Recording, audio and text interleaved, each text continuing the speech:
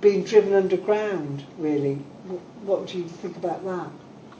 I think there is a risk that some folk have been driven underground. Yeah.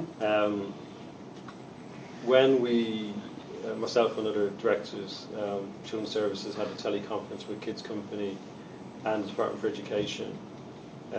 Kids Company said that they were supporting some 3,000 people without status. We clarified who they were talking about, and they were talking about people who either hadn't applied for leave to remain or had exhausted the process and not been granted leave to remain. And they were quite clear with us that they would not give us those details. And they said, we can't give you those details because if we give you those details, you're going to have to share them with the UK Border Force, and those folk could be detained and could be deported. So they said that they couldn't and wouldn't give us those details, and they explained the reason for that. Now, the difficulty there is, and I pressed them on this, because if there are children, young people, and vulnerable adults in that cohort, I want to know who they are, because I want to help them. Their immigration status is not my business. My business is whether there are children, young people, or vulnerable adults who need help now while they're here. And this charity is now closed, so I'm worried about their shelter, I'm worried about their food, I'm worried about their health, I'm worried about folk feeling frightened and keeping under the radar, which also puts them at risk. So that's the group of people. Now, I've no way of knowing whether what Kids Company said is true or not, or what the scale of that is. I can only go by what they told me, and they told me that they were working with some 3,000 people without status and that they wouldn't give us those details. And I am concerned about children, young people, and vulnerable adults. And by vulnerable adults, I also mean people who simply just may not know where to go for help, maybe parents looking after kids. And we can't replicate what Kids Company did for folk. We are a local authority. We operate within the law and within the confines of no recourse to public funds. You will all know that from your constituency work and your engagement with different organisations. So I'm not promising anything we can't deliver. But our first duty has got to be the safety and welfare of children, young people, and vulnerable adults, and that should trump everything in my book. So the fact that there may be up to 3,000 people whose details have not been shared with us worries me, and is a blind spot in the response so far, because we simply have no way of knowing where they are. Okay. I did have another question before I opened it out, if I may, and I just wondered, the quality of work by Kids Company. I mean, it's been well portrayed in the media that people would go there for all kinds of support, and as you said, we're a local authority, so we're kind of restricted as to the quality of support that we can give. Obviously, we're second to none when it comes to safeguarding and statutory responsibilities, which enable us to help. But I'm just wondering about the capabilities, really. So there are potentially people underground. The people that we know, what kind of support needs did they have? And I was just wondering if they were able to fend for themselves in terms of finding benefits and their independent skills. So I wondered if you could answer that, and then I promise I'll open it out. I think the level of need that we've seen was pretty low level need. So there was no child protection issues. And 33 clients were already open to us, so they clearly have a higher level of need. But for the rest, actually, the level of need was pretty low.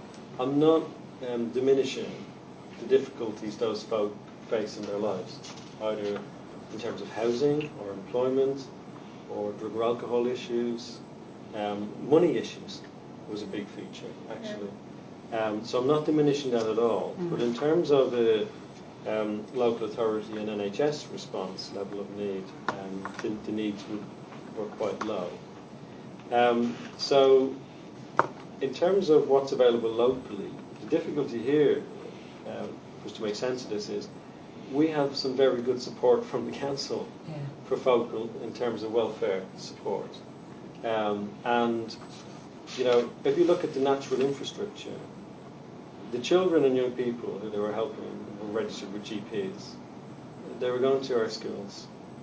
We provide free healthy school meals. We provide fresh fruit in the schools, in primary schools. So there's actually quite a lot of support there. That may not be the case in other boroughs, but for Southwark, there was quite a lot of support that folk were already getting. So if you're registered with a GP and you're going to school and you're getting support, you know, some of these people are living in our council housing, so we're their landlord and we can support them with financial issues. And then we've got our welfare support service too. So if they had access to all these universal services which you've just spelled out, yes, what was their relationship with Kids Company then? The relationship with Kids Company, I think, was, well, Kids Company had an open door policy where folks self-referred. We didn't refer people to Kids Company, and we didn't commission services from Kids Company. So this was basically, I think, word out and about, that if you went there, you could get some emotional support, you could get food, you could get money, you could get services. And although we had one Kids Company service in our patch, it appears to us that folk went that service from all over London and outside London. So yes, they were reaching out, and yes, they were offering an open door service. And if someone offers an open door service, people will come. But the real question and challenge is, what was the need? Exactly as you've asked. And I would suggest that actually in the borough we understand our needs well. We've got pretty good coverage to address those needs from a range of partners. And if folk have particular difficulties, you know, we would find a way to help and support them. So I don't really recognise the picture that Kids Company described of this very widespread need. There were people who were coming to their service in our borough from all over. Maybe those people didn't have access to free healthy school meals. Maybe they didn't have access to welfare support systems in their boroughs. That's quite possible. It's, you know, not everything that we have is replicated in other boroughs. So I really wouldn't want to be judging folk from elsewhere who are using the services. They might not have had the support that we have. And there may have been genuine need there, but from a Southwark perspective, we didn't refer, and so it was simply a case of an open door self-referral. You come if you need some help, some services or some funding, and they simply provided that. Okay, thank you very much. I'm going to hand you over to our Vice Chair, Lisa, now. Thanks very much for telling us so comprehensively what happened. It sounds like it was an extremely difficult period, and that the risks at the time were mitigated very well. And my question was about, what do you perceive the risks to be going forwards, and how can your team, MASH, everybody try to make sure that problems don't crop up in the future that weren't foreseen as a result of this? Yeah, you're absolutely right. We've now shifted our focus to the future for the folk who used to use Kids Company and those who didn't, more widely. The biggest impact of the closure of Kids Company was financial in our borough.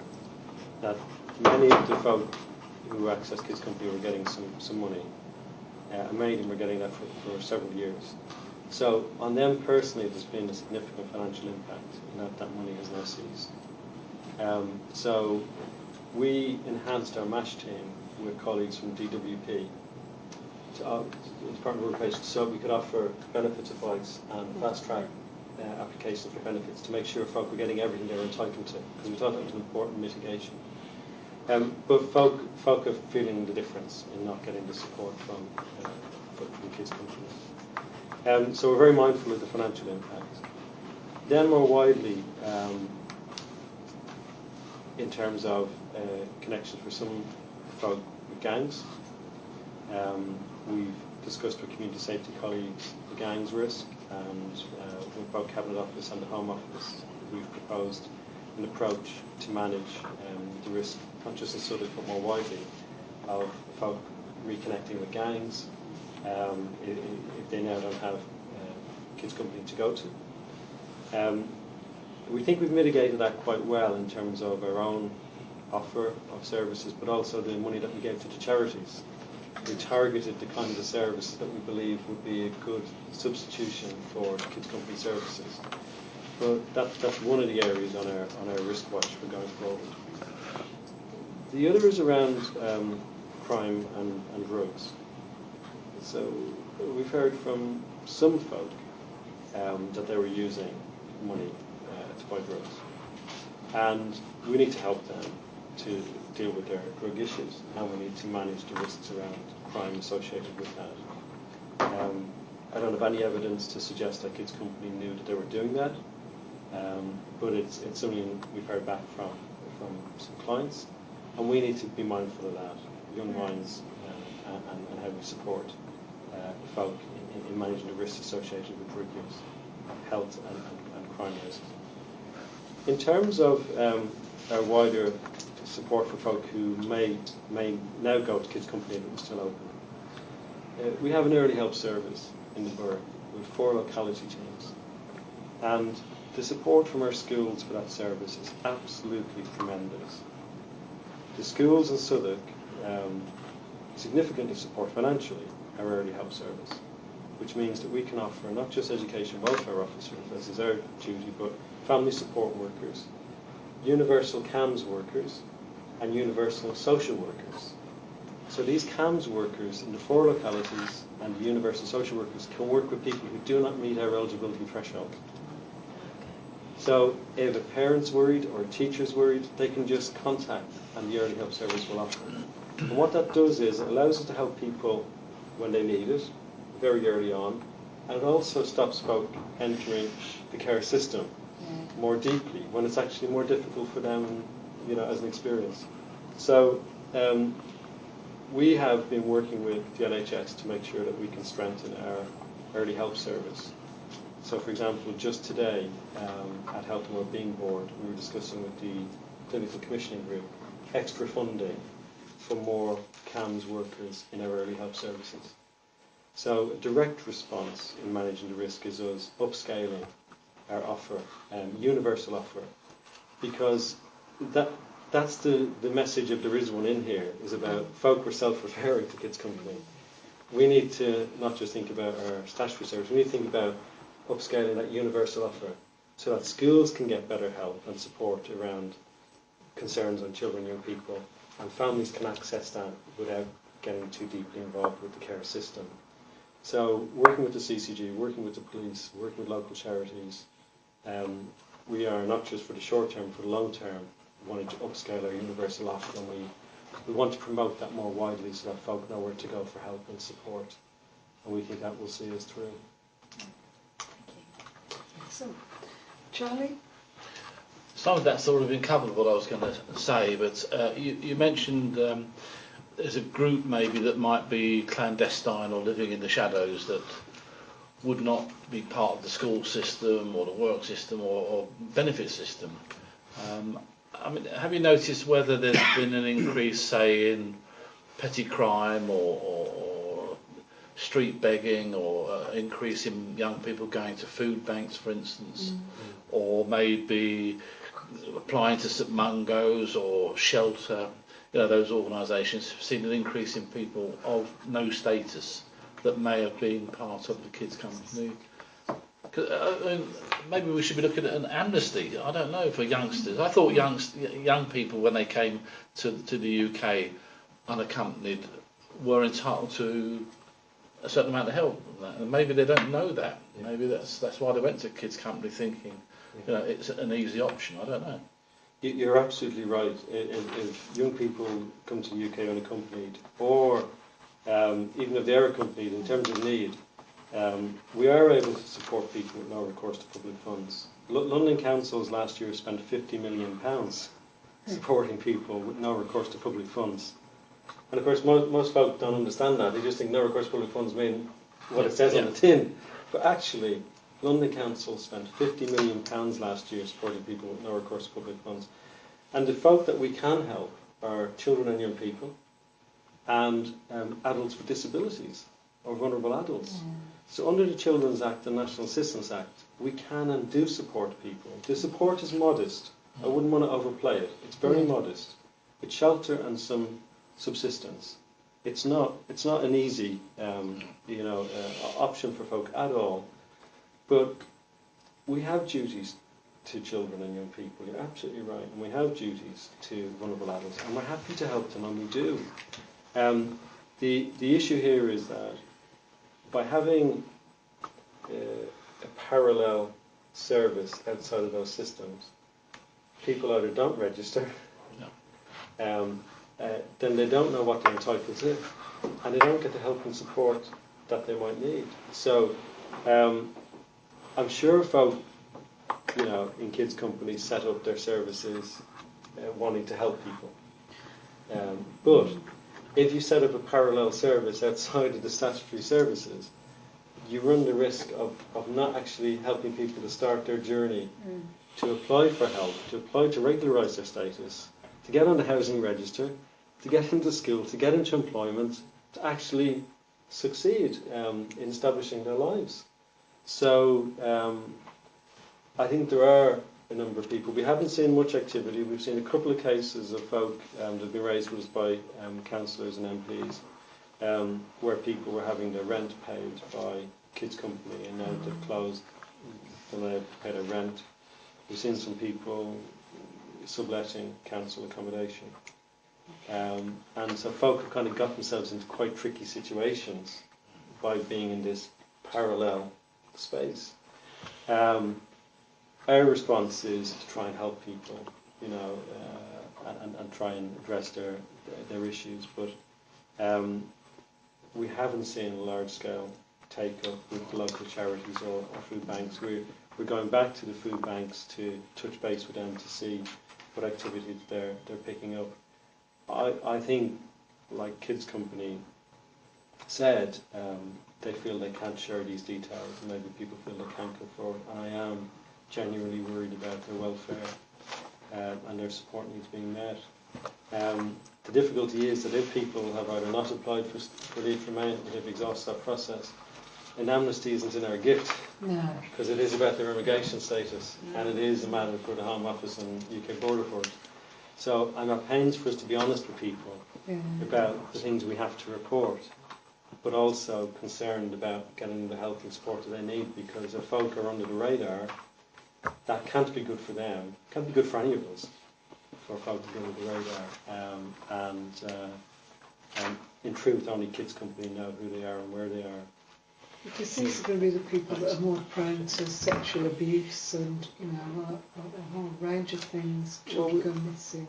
You're absolutely right. We know where there's poverty and where folk are under the radar in terms of immigration status. We see things like prostitution, we see things like exploitation, and we see folk just being in risky situations. It's very, very, very stressful. Perhaps we can't even imagine the stress that someone must feel if they're trying to hide under the radar and survive. That's not going to be good for them, for their mental health, or for anyone who's dependent on them. So I do think it's a legacy concern. And it's a massive test, isn't it, for all our other policies, all the work that we've done on child sexual exploitation, now all of those policies, they'll be tested in a way that we never anticipated. Yes. Okay, I've seen, Kath, James, and then Sunny. I must say, I find it very heartening that the people that were clients are very low level, and we haven't found like hundreds of people with safeguarding issues. It must mean that our processes are pretty robust and that we are picking up all the cases that we should be picking up. I noticed that we made a decision not to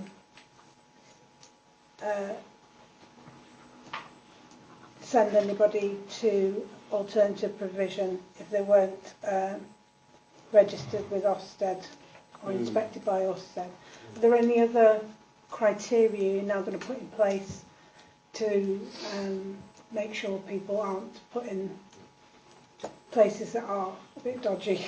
Again, this is a really, really important feature of Southwark's success in schools. So I know from some other local authorities that they were referring people to Kids Company for alternative provision education. And we haven't been doing that for some years now, and we haven't been doing it with Kids Company because members made a decision before my time to only use Ofsted regulated providers. The arrangement in Southwark is really, really fantastic. So there's an arrangement across the schools that if folk need a school place and there are some issues in terms of their needs, the head teachers meet with colleagues from education and work out between them who will offer a place to these children and young people. There's real ownership in Southwark by the schools that these are our young people, and between us we've got to find a place somewhere. And we have very straight conversations about how we can support the schools. But I'm immensely impressed by the professionalism and commitment of head teachers in Southwark, that they feel a duty to our children and young people to find a solution that works for folks, so we don't have to use kind of alternative provision that's regulated. The very kids who need most support, the very kids who need scrutiny that their needs are being well met, should not be having education in unregulated provision. Yeah. So the fact that our schools, and 91% of our schools are good or outstanding, you know, the performance and the practice in our schools is absolutely stunning. It's something we can be immensely proud of. But the fact that our head teachers say, we will find between us a place for these children and young people, means that actually we don't even need to go there. That between us we find a way, and I think that's got to be good for our children and young people, because they get access to local education that is regulated, and actually they get support from people who want to help them. Excellent. Okay, who did I say next? Sorry, James, and then Sunny, and then Martin. Hi, just to fall back on Charlie's question earlier on. Unaccompanied asylum seekers, children, young people who have no family here, once they come over and they've made an application obviously for asylum, would they be taken on as LAC children, looked after children? They're taken on as unaccompanied minors, but it depends on where they present. Okay. So this summer there was a lot of activity in Kent, and a lot of children presented to Kent, and the local authority where unaccompanied minors present are responsible. And just to give you an example, we had some folk who presented at Kent placed in Southwark. Okay. And rightly, the Director for Children's Services in Kent contacted us to let us know they had placed some unaccompanied minors in Southwark. But Kent remained responsible for those young people. Okay. And that's really important, because what often happens is assessments have to be done to consider the age of the unaccompanied minor, to satisfy themselves that the minor is a minor. So that's undertaken by medical staff. And then appropriate services need to be offered. So typically accommodation. But I would say there is very serious concern across children's services directors on the use of social care system to support unaccompanied minors. Because what we find, just to be straight with you, what we find is many unaccompanied minors come to the UK and present as unaccompanied minors for accommodation and for support. But they often don't want to be in the care system. What they want is a roof over their heads, and they want a base to contact family or friends that they know elsewhere in the UK. So the view that we have is actually a care system is not necessarily the right response to their needs. They need a supportive, compassionate, helpful immigration system to help their needs, not necessarily a care system. Because if we say you're in care, simple things like lots of unaccompanied minors go missing from care. They go missing from care because they don't want to be in care. They've presented as unaccompanied minors because they want accommodation and they want some money. So you then get high numbers of children missing from care. But actually, they're not in care because we're worried about their safeguarding. they're in care because they're unaccompanied. Yeah. And they could be 16, they could be 17. So for lots of people actually who've travelled across the planet to get here, their survival skills are quite amazing. They've had a terrible journey, I'm not diminishing that, but often actually their survival skills are pretty amazing to get it. So the fact that then we want to kind of cotton wool support them into care is a difficulty. So the straight answer is yes, unaccompanied minors are entitled to support from the local authority of the port in which they arrive. And so typically that's not Southwark, of course, because we don't have a port, we don't have an airport. So typically it is the likes of other London boroughs and Kent and elsewhere who end up then with very large numbers of unaccompanied minors. Okay. Sorry, that wasn't my main question, sorry. Out of the 208 clients, you said 76 were no recourse and they were referred to the no recourse of public funds service. Yes. Can I just ask what the nature of the support they receive from that service? Is it a long-term thing or is it just accommodation for a few months before they're asked to go elsewhere? It tends to be long-term, but for all the wrong reasons. Okay. So I'll qualify that answer. The No Recourse to Public Funds team essentially is meeting the need of destitution. So for folk who have applied for leave to remain and are waiting a decision and cannot work or cannot access benefits. So we provide housing and some very modest subsistence to children and parents and vulnerable adults. The experience of people applying for leave to remain is really very difficult. People are often waiting for years for a decision. Truth is, from our own analysis, more than 80% of people are then granted leave to remain. So then their status is regularised, they're here, they can apply for benefits, they can work. But often they've had years of waiting for a decision to be made, dependent on the local authority for housing and some modest subsistence. It's very stressful, it's very difficult for them, and it's a long, tough journey. So for many people, our support is long term. We do review people regularly, and as soon as they become eligible, as more than 80% of them do, for leave to remain, we then help them transition off no recourse to public funds to apply for benefits, to apply for work, to apply for housing. So it is often long-term support, but that's not to be celebrated. We know for people who use the service that they wish it was much shorter. It's actually, they don't want no recourse to public funds help. They want status, they want leave to remain, and they want to be able to get a job. Yeah, right. So the quicker we can help them with that. Exactly. Yeah. Is that all right, James? Thank you. Okay, thanks. I've got Sonny and then Martin. Yeah, thanks. I just want to quickly take you back to the kids company again. Yes. How did we get it terribly wrong? You know, you watch on the telly and all of a sudden this information splash on the news that they're going to close within 24 hours and so on. Was there any monitoring purpose and process in place to watch what Kids Company was doing to the trigger point where you know whether they're actually going through some difficulties and what measures can be put in place and what lessons can be learned and so on and so forth. So what do you think? I think many lessons can be learned. I'm not aware of any monitoring processes at all that were in place for Kids Company. Because we didn't refer or commission or give them any money, we certainly had no processes from Southwark Council's perspective. So we certainly weren't monitoring them. I mean, we knew they were on our patch. We knew there were some people that we were working with, a small number, who were also going there for help and support. So we weren't blind to them, but it was very, very, very small scale. And that they were self-referrals, they weren't our referrals.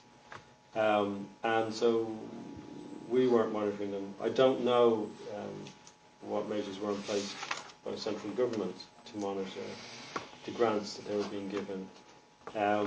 It appears to me the monitoring was fairly light touch by Charities Commission.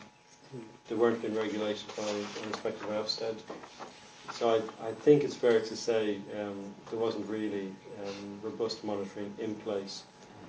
But you know, many charities operate services that support children and young people, and the trustees are the first line of monitoring. The trustees have a duty to make sure that everything is okay, and normally for charities working with children, they'd also build in some external challenge around safeguarding. Kids Company's processes were internal, but I know of several charities working with children who bring an external challenge for safeguarding, just to make sure that they have the kind of scrutiny that we have from Ofsted and from members. So when you value that scrutiny, you make those arrangements. You don't wait for someone to come along and say, oh, I'm now inspecting you. You actively seek out that challenge. The Kids Company didn't do that. So, I mean, what did work was the red flags around their money, when they were going to run out of money, and government contacting local authorities and saying we think they might close. Getting contact in May about a possible closure that came to pass in August, we should have and would have been able to plan better if Kids Company had worked with us on a contingency plan. I love nothing better than working up a good contingency plan and leave it on the shelf and never having to use it. Yeah, that's actually a good process, isn't it? When we're talking about children, young people and vulnerable adults, it's great to plan for the worst, hope it never happens, and hope we never have to use it. So we could have taken more time to plan. But, you know, in the end, colleagues pulled together and were able to offer support. But there is an important lesson on monitoring, which is why for the services that we commission and the education that we use, it's got to be Ofsted regulated. We're happy to monitor any contracts we have. We really value the inspection of Ofsted and CQC, and we think the usual measures of safeguarding also together actually bring quite good monitoring across the system. But Kids Company are operating in a blind spot from what most of us know in schools and elsewhere as monitoring. Just final question, Chair, if I could. Yeah. You mentioned earlier that Kids Company have an open door policy that people just walk in and so on. I believe they are under contractual obligation. There's a service level agreement and so on. And in terms of when they give them money, there's how many people they should see and where they should come from and so on. Isn't there a danger of double counting when they are doing their reports, at the end of the year? What do you think? Yes, I think there was a danger, and I think there was some double counting. Certainly, of the cases that were handed over to us, you may have noticed in figures put out by Kids Company that there's a difference between their figures. They say they hand over to local authorities and the figures that I report here. Those differences are duplicate cases. So in fairness to Kids Company, I think some people are going to one service and accessing maybe financial support and going to another service and accessing a different support. So again, I've no evidence to suggest that was intentional double counting, but there was some double counting. And Kids Company have been asked many times about the numbers. I can only say on what we found, and from 6th to 19th of August, I and others went there to collect the cases from Kids Company. To me it makes no difference whether there's 1,000, 5,000 or 20,000. I'm just interested in how many people were using the service and that we helped them. But Kids Company said they were working with 36,000 young children and young people. I didn't see evidence of that. I don't know what methodology they were using, and I haven't heard a good explanation of the methodology they were using. And as I said, it really doesn't matter to me how many children and young people they were working with. I just wanted to know how many we needed to prepare for helping. But I did see some double counting, and from what I saw, I think that was quite innocent. It was people using multiple services, and they just gave us the details. Because we could see it was double counting, so I think it was human error on that stuff. Yeah, thanks. Thank you. Okay, thank you. So I've got Lynette and Martin. Sorry, Martin and Lynette, sorry. I have two questions, Chair. One is, as you know, David, I'm chair of a local special needs school by Guy's Hospital. And we use Kids Company for several years. I was not aware as chair that the council had a policy of not to use Kids Company. So although you say Southwark Council is used, it doesn't stop schools using them. We decided 2-3 years ago, around the same time, not to use them, and we were commissioning their services. We had a question mark. We were uneasy. So there must have been some unease within the council, but it never came out as a directive or advice to schools. And I would hope in the future that would happen, because that should be happening. Really is an advice. And the second thing is, with your discussions at national government, have the DfE learned anything themselves from this? Because surely they should have been onto this much earlier on about the commissioning of services nationwide, not particularly for Southwark. In relation to the local advice and guidance, I'm very happy to assure you that if we have concerns about a provider, we will share that with head teachers. I meet with head teachers regularly. I think it's very, very important that we're open and transparent. So I absolutely commit to that. In terms of the decision before your time, I realise. Yes, and in terms of the decision 2012, it wasn't just Kids Company. There were other organisations as well, but it was a policy decision only to use Ofsted regulated providers. I'm not aware of any concerns that were bubbling around on Kids Company. That appears to me to have been a very straight policy decision not to use any provider who isn't Ofsted regulated. And that coincided with alternative provision education being able to apply for Ofsted regulation. So for the first time we kind of had a choice to only use Ofsted regulated. So I can absolutely give that assurance. And in terms of the Department for Education, the funding for Kids Company from Central Government was coming from Cabinet Office, not from the Department of Education. So the Department for Education were not, as far as I know, directly involved. I can only speak as I find, and from the Department of Education I found colleagues to be immensely straight about this and very helpful, and they were at pains to help us to prepare well and to deal with this locally.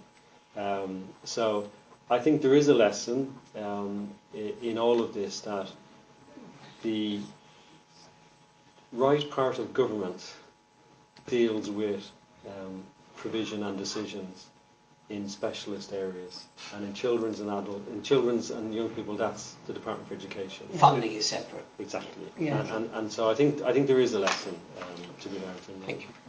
Okay, I've seen Lynette and then Lisa, and then I'll sum up if that's all right. Sandra, did you want to say anything? Okay, Lynette, over to you.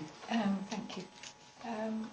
I do think Southwark is to be commended that they didn't send, or don't send anybody to an unregulated, if I can use that word, charity such as Kids Company.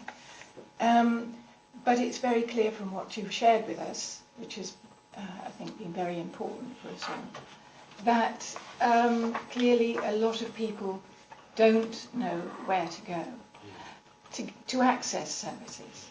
And I wondered if you had done anything about reviewing or having a strategy to review your publicity particularly to vulnerable groups, about how they can access services, and also to those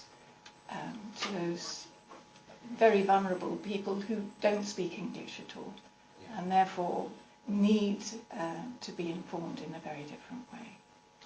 I think that's absolutely right, and we reflect on this for what good can come of it, and in terms of our reaching out to folk through schools, through early help, through GP services, we still have a large infrastructure in place in this borough of children's centres, nurseries, libraries. We have ways to reach people. As I say, the children and young people who are in this 299 and the adults who are in this 299, the children and young people were accessing schools and using our libraries and using our services, and we're registered with GPs. So the challenge for us is to make sure that we have simple, clear information about where to go for help and support. And we have considered that internally, and we absolutely will continue to work on that. I don't think the job is ever done. I think we need to be taking the lesson and the feedback here about clear, simple information for folk to access support and help. It does still leave us with a group of folk who want to stay below the radar. And that's the difficulty. It's very important for me to be honest with folk that if they don't have status to be here and they come forward, we are required by law. And indeed the No Recourse to Public Funds team has UK Border Force staff embedded within it, as is the case in a number of the local authorities. So I want people to know what they're stepping into, so there's no surprises. But it is difficult. There are some folk who may not feel they can come forward. And I do think there's a role for the voluntary sector and faith groups and others think about how they signpost people to be regularised in the supporting process. Having shadow services that keep people below the radar doesn't help them. No. In the end, it doesn't help them. No. So it's really, really important that folk get good, skillful support. And so, we will also look at our relationship with the voluntary sector and faith communities to see how we can help people and get the message out there. We're just getting to the end now, kind of just before this report was written, of processing all the cases. So we're kind of in an operational phase. And as we come out of that, now we can be more reflective. And we will take time with colleagues who handle each of these cases to reflect and learn what we can do. But certainly communication and information to people will be a feature. And just one other question. You mentioned it's very heartening to hear that head teachers in local schools are cooperating, and I don't think I'd expect any less actually, because they do have a focus on children. Does this include schools outside local authority schools? Yes.